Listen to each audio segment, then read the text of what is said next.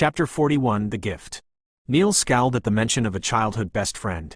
For some reason, he didn't like the fact that she had forgotten their childhood relationship and had moved on to form another close bond with another man, who seemed overly protective for a friend. He didn't like the other guy at all, even though he hadn't seen his face. And he found himself asking, before he could stop himself, "How old were you when you first became friends with him?" Mia didn't see anything wrong with his question. She replied, "I think I was about 7 years old when I first met Owen. He used to be so protective of me when we were still children." She smiled fondly at the memories of their childhood, unaware that the man before her wasn't amazed at all. Even though Neil had changed, he would never forget his friendship with Mimi, but she seemed to have no recollection of him or their friendship. She had become friends with Owen, or whatever his name was, only a year after they'd been separated. But how come she still remembered her meeting with the guy while forgetting him completely? Neil thought to himself, but then he told himself, why should he care if she recalled the past or not? After all, the past should be in the past. And even if she remembered, it wasn't going to change anything. So why should he care? Because he didn't like Owen, Neil thought, and because he hated it when he was easily replaced by someone else.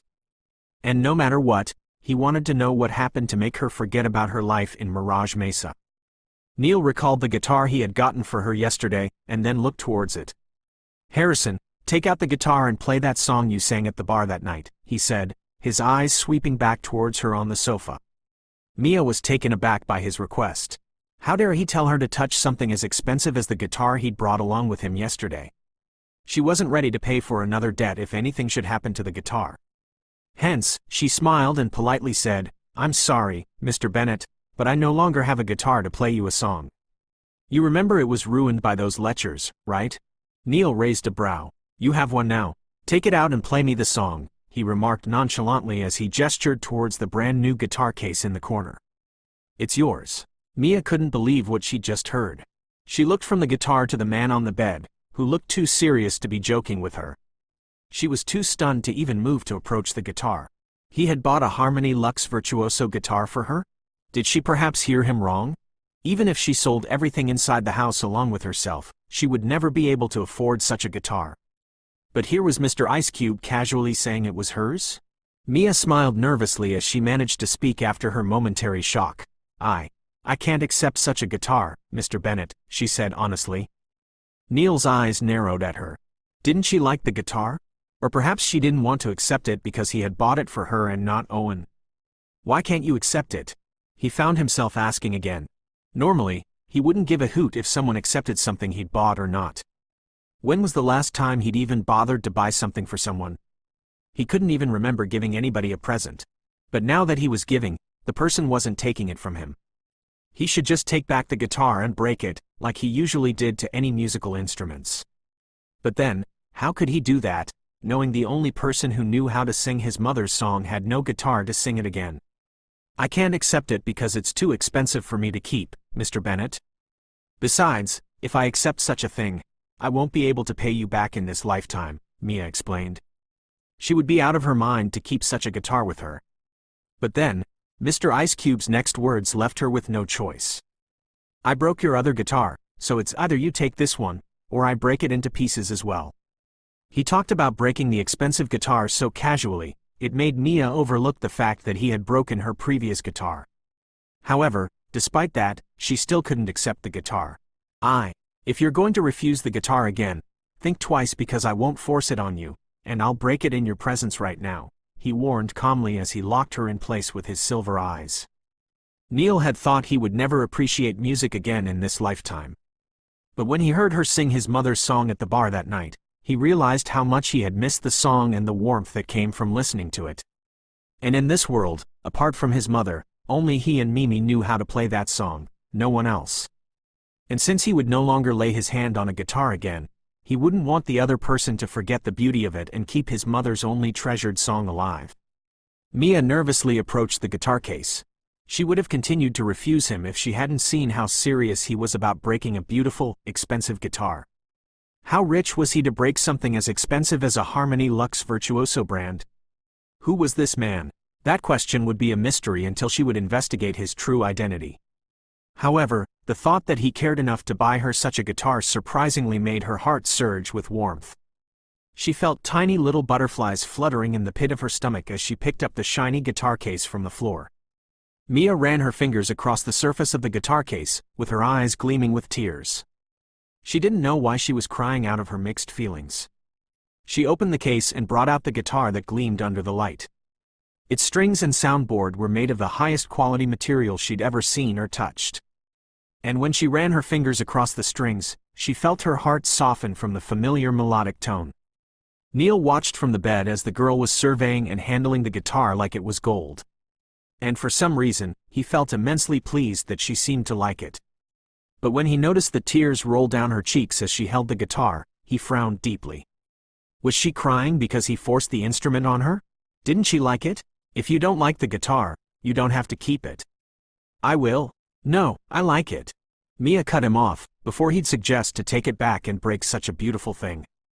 She liked the guitar so much, she swore to treasure it for life.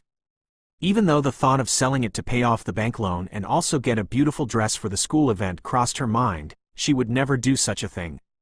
Because she suddenly felt some unknown attachment to the instrument, not for any reason, but because it was her gray-eyed idol who got it for her.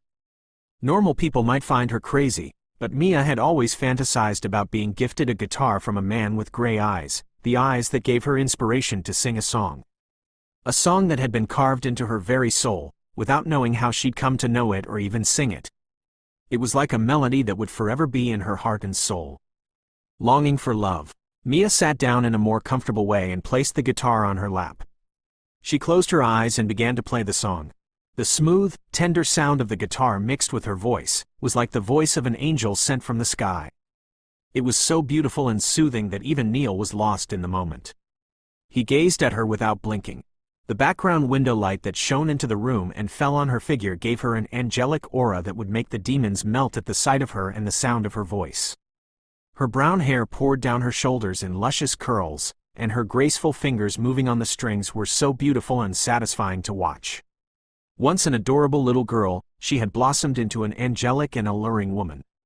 Her lips were plump and rosy, moving in sync with the guitar's melody. Her petite nose had a touch of pink at the tip, and every time she opened her mouth to sing, her cute dimples appeared. Neil suddenly found himself captivated by her presence. He remembered the last time he had seen her before his life in Mirage Mesa took a turn for the worse. It had been a dreary day, because rain had poured throughout the night. When she approached him that morning with a somber expression, he had wanted to uplift her spirits with the same song she was singing now.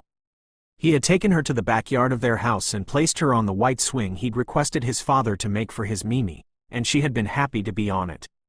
Young Neil settled on a mat beside the swing and strummed the guitar for her. Regardless of her mood, the sound of the guitar always brought a smile to her face. Just like before, her dimples appeared as she smiled at him. However, her radiant smile faded quickly, and when he inquired about her sadness, she confessed. "My mama is sad, so I'm sad too. Can you take me to get ice cream in Mr. Charlie's shop?" Though Neil had never seen her mother's face up close, he always spent his time with Mimi in his father's estate. And without hesitation, he had nodded. But due to the gloomy weather that threatened rain, he had told her to wait while he went to buy the ice cream. She had insisted on accompanying him, but he urged her to be a good girl and stay home. She watched him pedal away on his bicycle, waving her chubby hands at him. But who would have thought that day would change the course of his life? Chapter 42. Did he just take her number? By the time Mia finished playing the guitar for Neil, it was already sunset, and the sky was darkening through the window. And for some reason, Neil wanted to leave and return to his house, where he had nothing to remind him of his past life in Mirage Mesa. Though he had found peace in this one day he stayed in this simple, small room, he didn't want that peace for long, because it would only make him want to stay in a peaceful world and make him forget about his mission to avenge his parents and all the lives that had been lost. Mimi was a part of the past he wanted so much to forget, but the more he saw her, the more he wanted to know about her own past and what went wrong.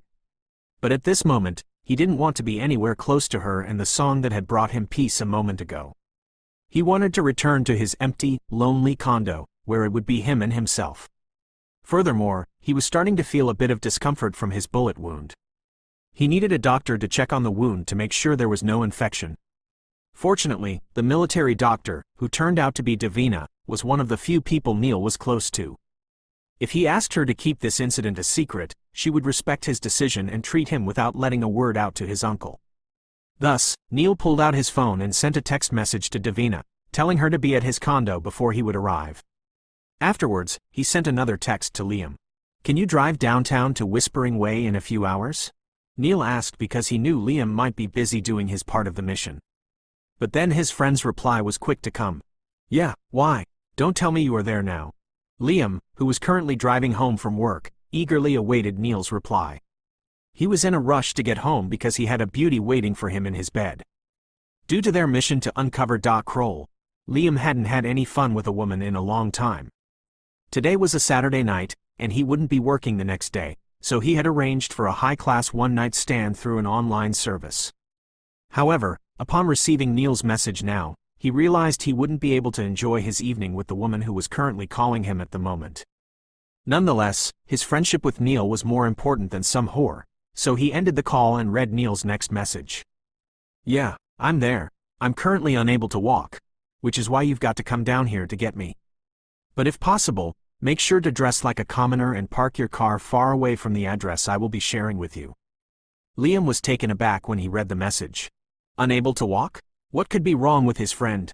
He thought, but when he saw the address Neil shared with him, he was astonished. What in the world was he doing in the apartment building where the Harrisons live? Liam had been the one to look into Mia Harrison's background, so he knew where she lived. And he also knew of the fact that she plays guitar. Wait a second, she plays guitar, and Neil had currently ordered him to buy a guitar. Could it be that he had bought a limited edition guitar for this Mia?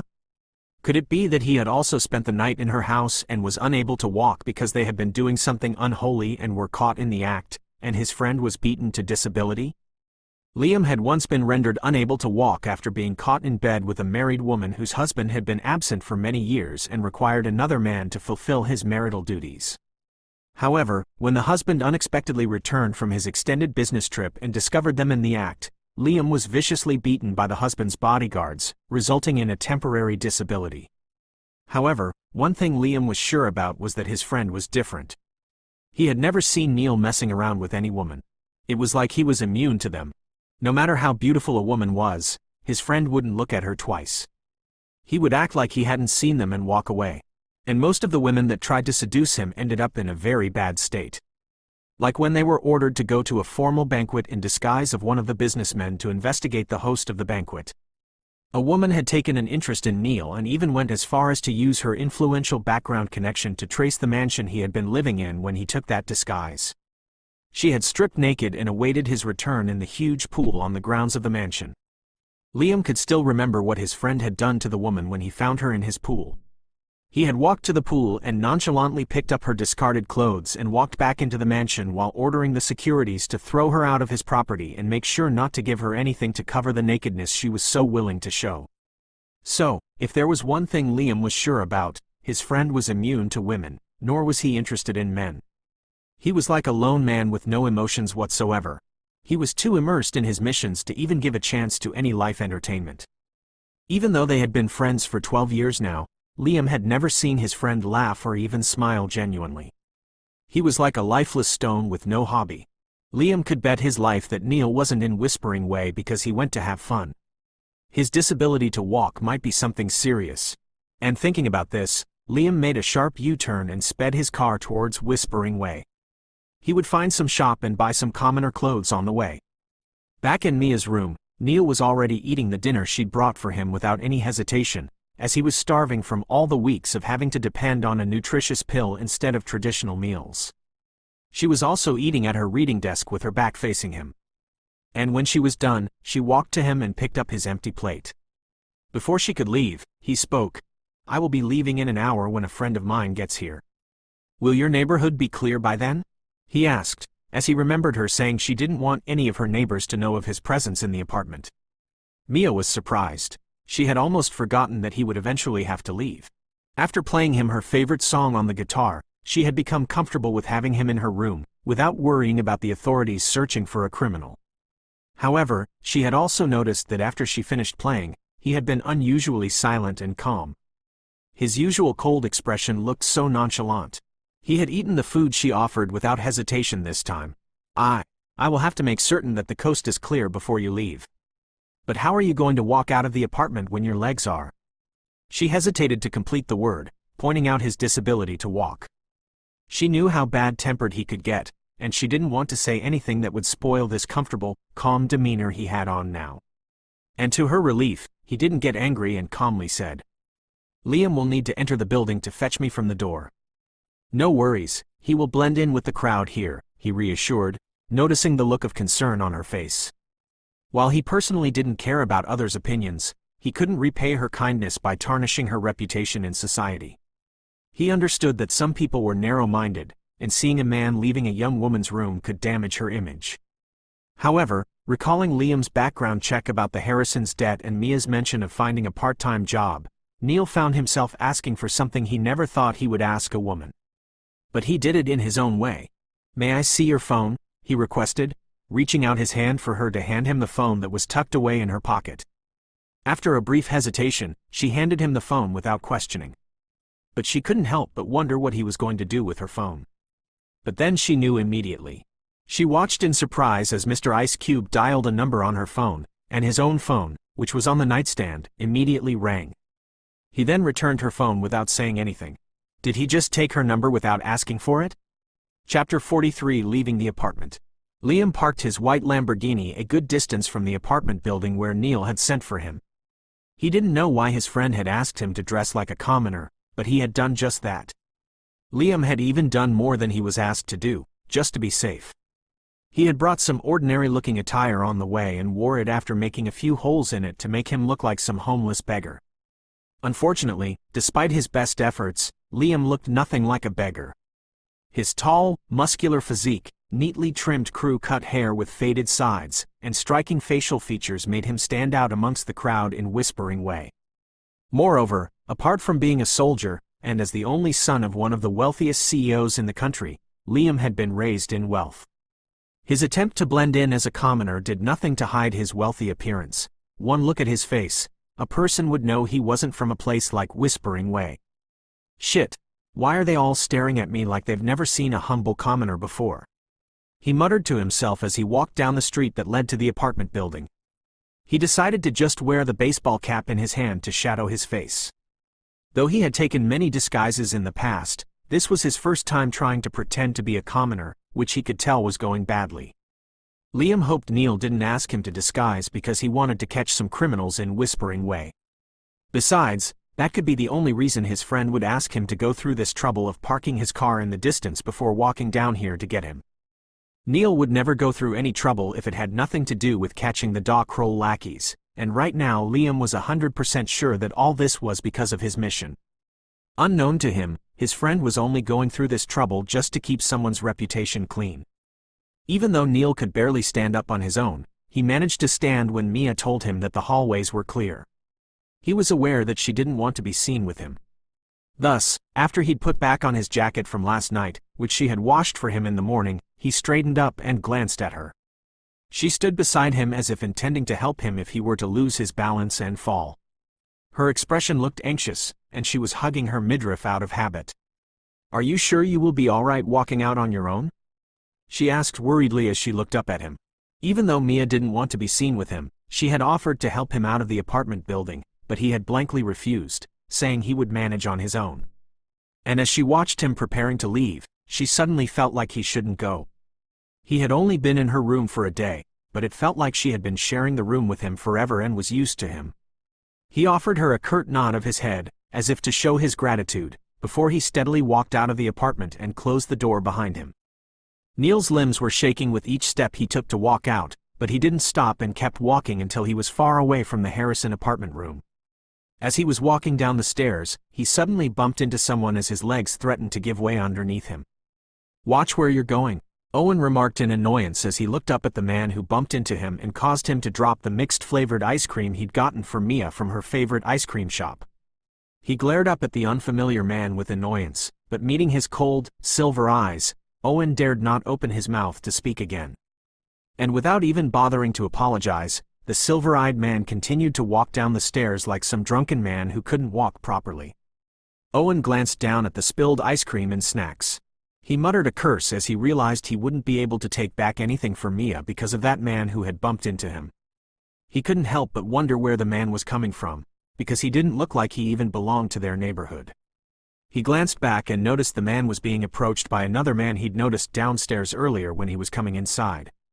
The man had looked suspicious to him, like a thief waiting for his target, but it seemed he was waiting for this other man who bumped into him, because he walked towards him and wrapped an arm around him to support the silver-eyed man. Owen watched as they walked away from the building. He didn't know why he felt strange when the silver-eyed man glanced at him with such emotionless eyes. He had felt a shiver down his spine for a moment and was even unable to demand him to pay for the ice cream. Remembering the man's eyes, he also recalled how Mia was obsessed with gray eyes. Who did the man come to visit in the apartment building? No doubt he was coming from Julie's room because only that girl knew how to bring different strange men into the building. Owen shrugged and walked up the stairs. Upon reaching the hallway leading to the Harrisons' apartment, he spotted Mia walking down the hallway. Her surprise at his presence was evident as she jumped slightly. Owen's expression turned into a frown as he approached her, questioning, "Where are you headed?" Mia, who was actually going to ensure that Mr. Ice Cube had safely made his way outside without any balance issues, swiftly put on a smile and responded, "I was just on my way to assist Mom at her eatery." It wasn't entirely false, as she intended to visit her mother after checking on the man. Owen gently pressed his finger against Mia's forehead to gauge her temperature. Taken aback, Mia slapped his hand away and frowned. "What do you think you're doing?" She pursed her lips and glanced up at him. "I was trying to check if you're still sick. Your temperature feels normal now." He had been worried when she told him that she wasn't feeling well in the afternoon, but he was relieved to know that she had no fever and didn't look sick now. Mia, who had forgotten about her lie, had almost asked him what sickness, but quickly amended the words that came from her mouth. "Yes, I feel all right now." "What's that on your shirt?" she asked when she noticed the pink stain on his shirt. "It's ice cream. I bought them for you, but some idiot, strange-eyed man bumped into me on the stairs, and I dropped it." Mia felt her heart skip a beat as she realized the man he was referring to must have been Mr. Ice Cube. Did he lose his balance and bump into Owen? Did he make it to his friend without any trouble? She had noticed how blood had stained the makeshift bandage she'd tied around him yesterday when she helped him into his jacket earlier. She didn't know why she wanted so badly to check up on him, but then she couldn't do so now with Owen here, who she was sure would follow her if she was to go outside to take a fake stroll just to know if he'd made it to his friend's car. "What's wrong?" Owen asked as he noticed she had spaced out. "Nothing. I was just wondering what ice cream flavor you'd bought and how clumsy the man was to bump into you." She smiled faintly, but deep down, she made a mental note to call Mr. Ice Cube and check up on him later. She had his number now anyway. Immediately Liam approached Neil. Neil lost his balance and almost fell, but Liam was quick to get to him and support him. He had used every bit of his strength to walk down the stairs, and when he bumped into the man on the stairs, it took every muscle in his body to stay on his feet. Apart from the pill's side effects, the wound on his side was hurting like hell and needed proper treatment. "Damn it, Liam. Why did you have to park your car so far away from the building?" Neil gritted his teeth as they had been walking down the street for some minutes now, but yet he couldn't see any signs of his friend's white Lamborghini in sight. He had even asked him to dress like the normal folks in Whispering Way, but his friend had gone as far as to dress like a homeless beggar with torn clothes and a weird baseball cap that only made him stand out from the crowd, who kept turning their heads to glance at them suspiciously. "I had no idea that I would be coming here to help you because you had been shot. I parked my car far away because I thought I was coming here to assist you in catching a criminal in the apartment building," Liam whispered under his breath so that the people passing by wouldn't hear him. He had been surprised to see that his friend couldn't walk because of the gunshot wound, and he hadn't even informed Liam about it in the morning so that he could pick him up and take him home for treatment. "Did you at least inform Davina about your wound?" Liam asked as they finally spotted the car he had parked in a secluded corner. "Yes, she's in my condo right now," Neil replied curtly, finally relieved to spot the white car. "Thank goodness you were clever enough to do that before I arrived. Davina will surely nurse you back to health in no time," Liam said with a mischievous smile, knowing how their doctor felt about Neil and how oblivious his friend had been to her feelings all these years. If there could ever be a woman on this earth whom Liam thought matched well with his typhoon of a friend, then it was Dr. Davina. Chapter 44, Jumping to Her Defense. As Liam parked his car in the parking garage, amidst several cars parked in neat rows, he exited the car and helped Neil out. Neil's shirt was already soaked in blood by the time they'd reached the building's parking garage. To avoid drawing any unwanted attention from the few people in the lobby, Neil had to walk on his own as they entered through the high-security glass doors of the lobby. The complex apartment building Neil stayed in, as Leo Bennett, was one of the best in the city. Their security systems were on point, and they made sure to pay keen attention to all of their residents' needs. Because Neil had personally warned the front desk staff in the lobby to never allow anyone into his property without his permission, after the incident where the spoiled heiress had bought her way into his condo, they didn't allow Davina into his condo and made her wait at the lobby. When Neil and Liam walked into the luxurious lobby, they found the doctor sitting on the couch provided for visitors, her elegant, long, slender legs crossed. Noticing them, she got up and approached them. Davina was a beautiful young woman with lush, short, golden hair, mesmerizing hazel eyes, and an alluring body that would make a man's jaw drop and make women envious. She had served in the military camp with Neil and Liam, but not as a soldier, but a doctor. And her beauty didn't go unnoticed by the few people present in the lobby. The whole time she had been waiting for Neil to return, the front desk staff had been whispering amongst each other and wondering if she was the girlfriend of the cold, handsome man they all knew as Leo. No woman had ever come to visit him in his condo, and even though she had claimed to be his close friend, they hadn't allowed her to pass the lobby. However, noticing how she walked towards the two handsome men walking into the lobby, the front desk staff and the few people in the lobby all turned to look at them. Was she really his girlfriend? She had been quite rude to all of them in the lobby when they denied her entrance. She had even threatened to make them lose their jobs, as if her father was the owner of the building. And most of the female receptionists in the lobby had silently hoped that she would be thrown out just like the other heiress when Neil arrived, but it seemed she indeed was a close friend. "Hey, Leo," Davina addressed him with his disguised name, as she was aware of the people around them at the moment. "I wasn't given permission to enter your condo because the front desk staff insisted that you weren't expecting any visitors and I'm not on your guest list. Can you please tell them that I am not a stranger to you?" She remarked with a smile while glaring slightly towards the stubborn receptionists, who had embarrassed her earlier by denying her entrance into Neil's condo.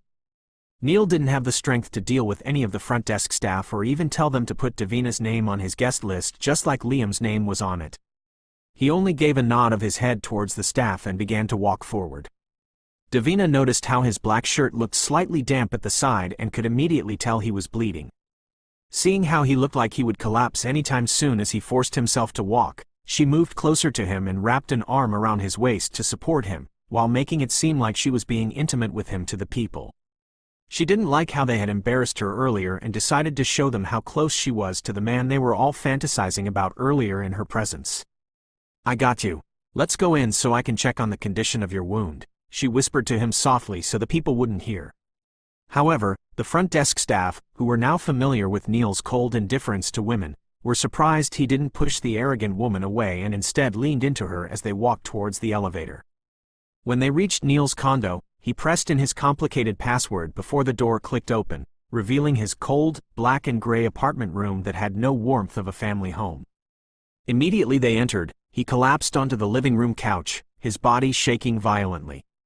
"Damn it, Davina, what's wrong with him?" Liam asked worriedly as he noticed how Neil was shaking on the couch. "This couldn't be because of the bullet wound, could it?" he questioned as he began to tear off Neil's shirt to reveal the wound, while Davina pulled open the medical bag she'd brought along with her from the hospital. "Move aside, let me take a look." She stepped in front of Liam and leaned down to check the condition of his wound and what was happening to his body. After a few checkups, she gave him an injection that stopped his body from shaking, before she stood up straight. Neil's forehead was covered in sweat as his body slowly began to stabilize from his earlier tremors, and he finally relaxed on the couch. However, now the only discomfort he was feeling was from his bullet wound. Davina took out the tools she needed to treat his bullet wound while explaining to Neil, "Your recent symptoms are a result of hypoglycemia. Essentially, when you skip meals and solely rely on those nutritional pills I warned you about before, your blood sugar levels drop. This causes shakiness and breathlessness because your body needs a consistent source of energy from regular food intake. It's like trying to run on an empty tank. We need to adjust your diet and find a balance to avoid these side effects, Neil." No more nutritional pills. You need food. Well, thank goodness you are here to remind him of that again, Davina. He rarely eats and solely relies on those damned capsules to keep him going. Sometimes I can't help but wonder how he is still in such good shape without eating regularly. Liam chimed from the kitchen where he was getting himself a bottle of water from the fridge. He walked back into the living room and sat on the couch beside Neil. What about the condition of his wound? I hope there is no infection? Davina shook her head. Thankfully, there are no signs of infection. He'd done well by removing the bullet promptly, but I must say, the incision made to extract it was a tad larger than ideal. Right now, the bleeding you're experiencing is a result of that. She explained, and to distract him from the pain she was about to cause him by sewing the wound without a local anesthetic, as she hadn't thought she would be needing it when he'd called her, she asked, "Did you remove the bullet by yourself?" Neil, who was trying to hold in his pain by clenching his jaw tightly, replied, "No." Davina hummed as she began to sew his wound. It seems the person wasn't careful when making the incision because it looks pretty long. Who removed it for you? She asked again. Neil, who had his eyes tightly closed, subconsciously replied, Mimi removed it for me. She was very careful and gentle. Don't downgrade her effort. She isn't a doctor, but she still managed to remove the bullet. Davina's movement slightly paused at his words of defense. Then she continued, Mimi? Who is that? She asked curiously as she realized it was a woman who had helped him remove the bullet. Neil hadn't even realized he'd said those words a moment ago until he'd heard Davina's question. He opened his closed eyes. Nobody, he replied curtly and closed back his eyes. Mia had done her best in taking care of his wound and she wasn't even a doctor, and when he heard how Davina downgraded her effort, he had subconsciously jumped to her defense before he could stop himself from even addressing her as Mimi. Liam, who was sitting on the couch beside Neil, glanced at Davina. He noticed the slight shift in her expression as Neil jumped too. Who was this Mimi anyway? He only knew of Mia Harrison, who lived in the building he'd picked up Neil an hour ago. He had never heard of this Mimi until now. However, he remained silent upon noticing his friend's closed-up expression after he'd mentioned Mimi. He had never seen Neil come to any woman's defense until now. Even though Davina was close to both of them, Neil had never come to her defense whenever Jason talked badly of her in their presence just to get under Neil's skin. Jason had called Davina an incompetent doctor countless times just to get a reaction from Neil, but Neil would act like he hadn't heard a word Jason said about the doctor. However, just now he had quickly jumped to a stranger's defense. And that alone made Davina's mood change. After Neil's wound was properly dressed and his body had stopped trembling, he left the living room to go and freshen up in his room, leaving Liam and Davina in the living room. Do you know who this Mimi is? Davina asked Liam the moment they were left alone. Liam shrugged. I have no idea. Perhaps she was just some stranger who helped him remove the bullet. He said, then added when he noticed the doctor's unconvinced expression, you shouldn't overthink this. I know how you feel about him, and I believe among all the females in his life, you are the only one closest to him, and if there was a chance, I believe you guys will end up together. He assured. Davina blushed at his words. How did you notice my feelings for him? She asked, as she was sure she hid it pretty well throughout their years in the military. Liam scoffed. It's pretty obvious. Only my low EQ of a friend wouldn't notice it. After all the times you've supported him, and even when you took a bullet for him and got injured, no one would do such a thing if they didn't love someone. Liam had developed a liking for Davina when she risked her life for Neil in the camp, and since then, he had been hoping for them to become a couple. However, his friend didn't seem inclined to settle down with anyone anytime soon. I did that impulsively to protect him, Davina sighed. But based on how things are going, it seems he will never learn to love me in return. I will be traveling out of the country tomorrow, and when I return, I plan to confess my feelings to him. She turned to Liam with her captivating hazel eyes that could make a man weak in the knees, and requested, could you please speak on my behalf so that it will be easier for him to develop feelings for me when I come back? Liam, who couldn't resist any of her requests, readily agreed. Of course, I will do my best to persuade him to give a relationship a chance. When will you be back from your trip?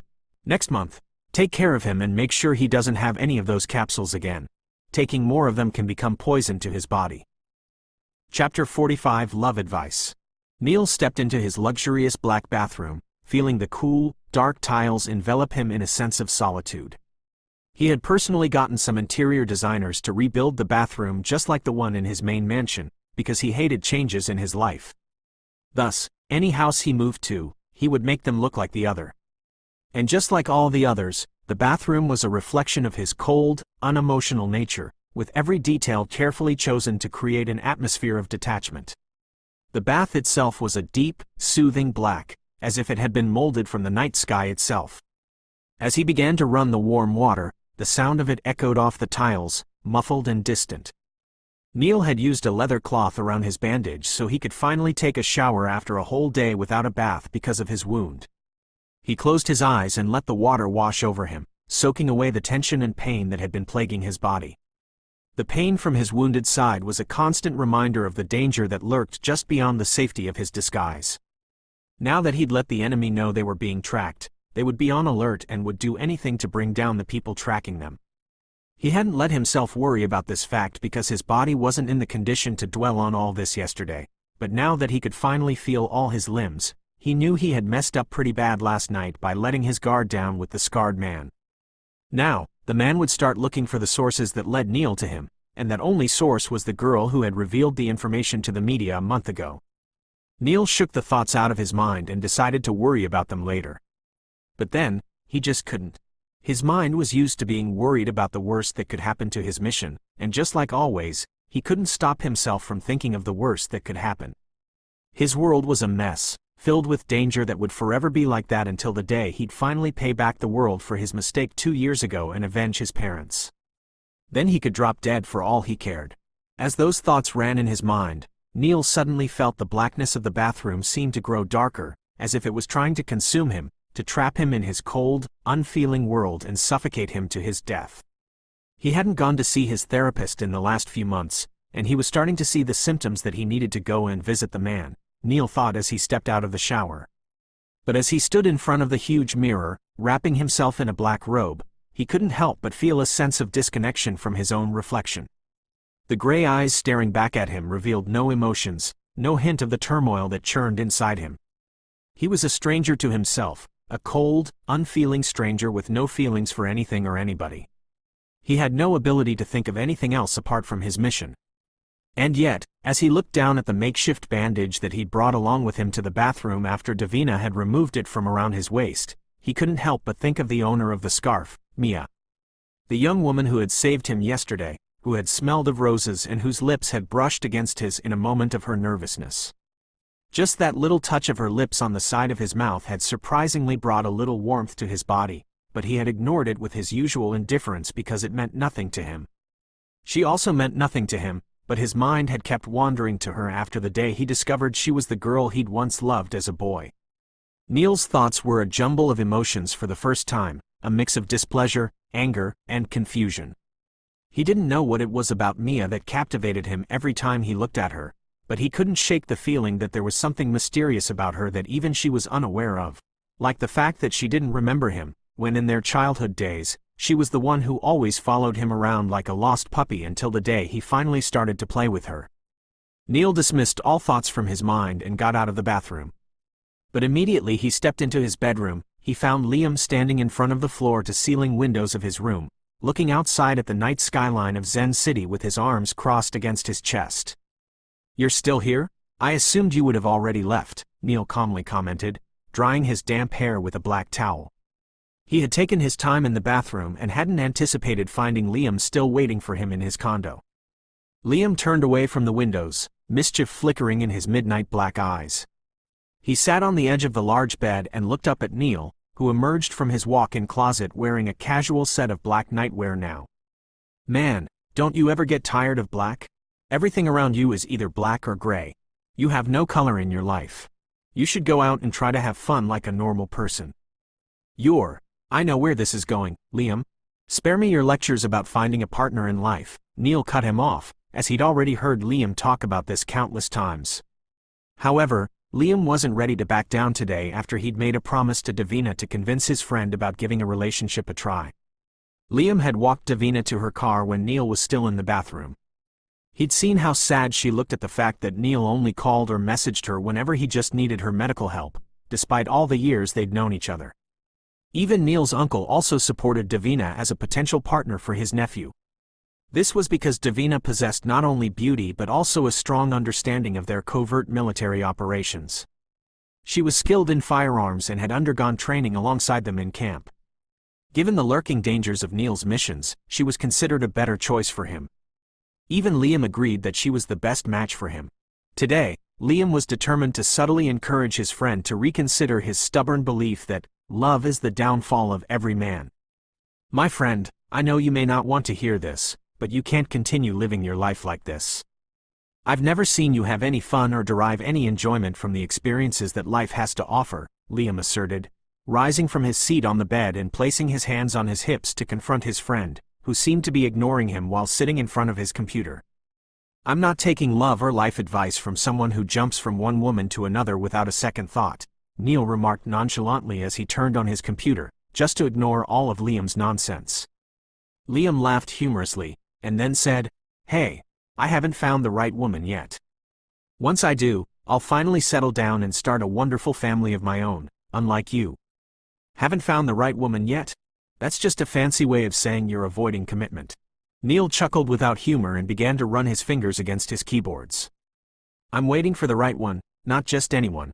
Quality over quantity, my friend. Liam leaned against Neil's working desk. Quality, quantity, it's all the same. Love is a distraction, whether you admit it or not. And if you want to fall in it, don't drag me along into your downfall.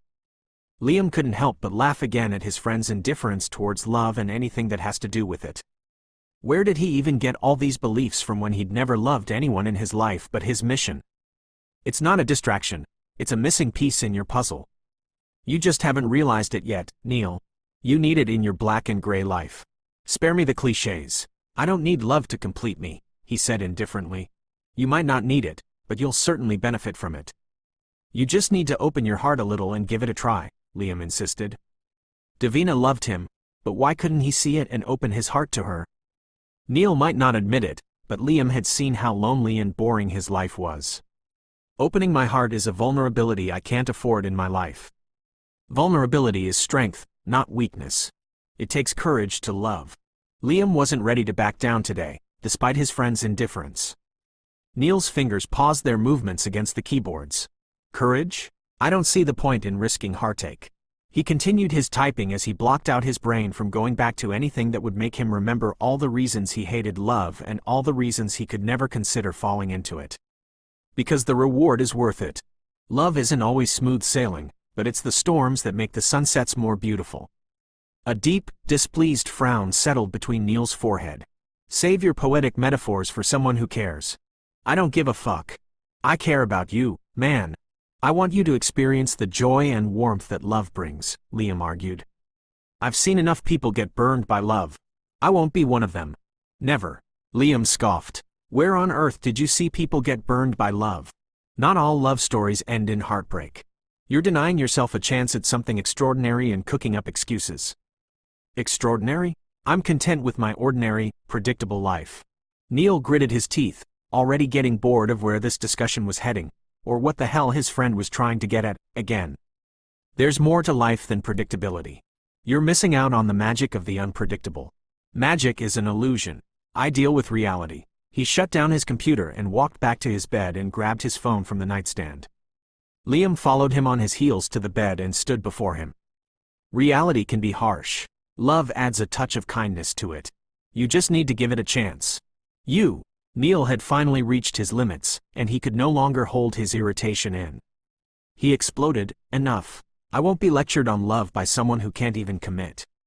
Shut up and let me live my life the way I see fit. And if you're fucking done with your damned lectures, get the hell out of my house.